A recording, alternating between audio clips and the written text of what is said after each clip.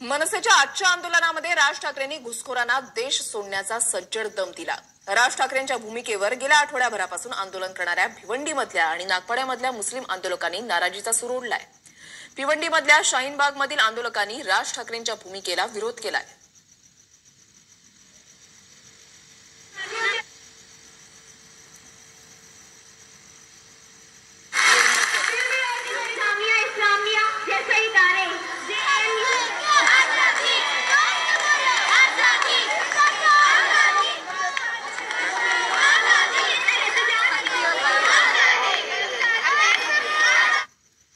भिवंडी आणि नागपाड्यामधल्या आंदोलकांचं राज ठाकरेंच्या भाषणावर काय म्हणणं आहे पाहूयात।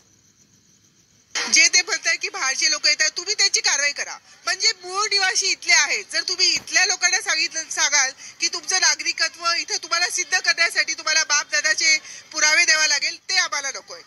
कोणी शरणार्थी येत आहे, त्यांच्या देशामध्ये त्यांच्याशी छळ होत आहे, त्यांच्या धार्मिक भावना दुखवल्या जात आहेत, अशा लोकांना इथे वेलकम आहे, आम्ही पण त्याचा स्वीकार करतो। परंतु जे इथे आहे यांना डिस्टर्ब करून ज्यांचं इथे काही हे नाही त्या लोकांना इथे महत्व द्यायचं आणि जे इथले मूळ निवासी आहे त्याच्याबरोबर अशा प्रकारे करायचं हे अतिशय चुकीचं आहे। बघा, आम्ही संविधानात्मक मार्गाने आंदोलन केलेलं आहे आणि शेवटपर्यंत हे आंदोलन संविधानात्मक मार्गाने राहणार आहे आणि ते जे काय म्हणतात त्याच्याशी आम्हाला काही घेणं देणं नाही, परंतु कोणत्याही प्रकारचा हे आंदोलन पूर्ण अहिंसात्मक मार्गाने शेवटपर्यंत राहणार आहे। त्यांचं म्हणणं आहे की दगडाचं उत्तर आम्ही दगडाने देणार आहोत, तलवारीचं उत्तर तलवारीने देणार आहोत। त्यांना जे काही तलवार दगड उचलायचे असतील त्यांनी उचलून द्या, परंतु आम्ही एक शस्त्र किंवा काही हातात घेणार नाही।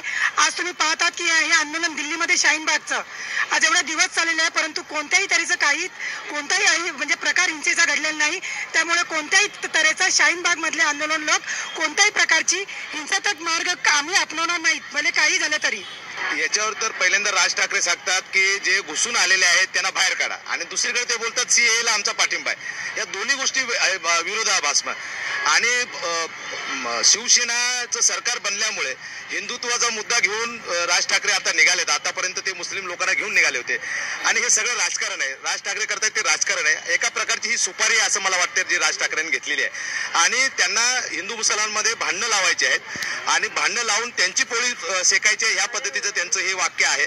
आणि ह्या लोकशाही राज्यामध्ये कोणी जर तलवार आणि दगडाची जर गोष्ट करत असेल तर मला असं वाटतंय की ते संविधानाला धरून नाहीये, कायदेशीर नाहीये, त्यांच्यावर ताबडतोब एफआयआर दाखल करायला पाहिजे। महाराष्ट्र फुले आंबेडकर शाहूंचा महाराष्ट्र म्हणून ओळखला जातो। हा पुरोगामी महाराष्ट्र आहे आणि पुरोगामी महाराष्ट्रामध्ये अशी भाषा करणं राजसाहेब ठाकरेंना शोभत नाही, हा महत्त्वाचा मुद्दा। त्याचबरोबर ते जो काही पॉलिटिकल स्टंट आहे हिंदू मुस्लिम करण्याचा, तर मला वाटतं जनता। तर राज ठाकरेंच्या भूमिकेवर त्यांच्या वक्तव्यावर काही आंदोलकांनी आक्षेप घेतलेला आहे, टीका सुद्धा केलेली आहे। आज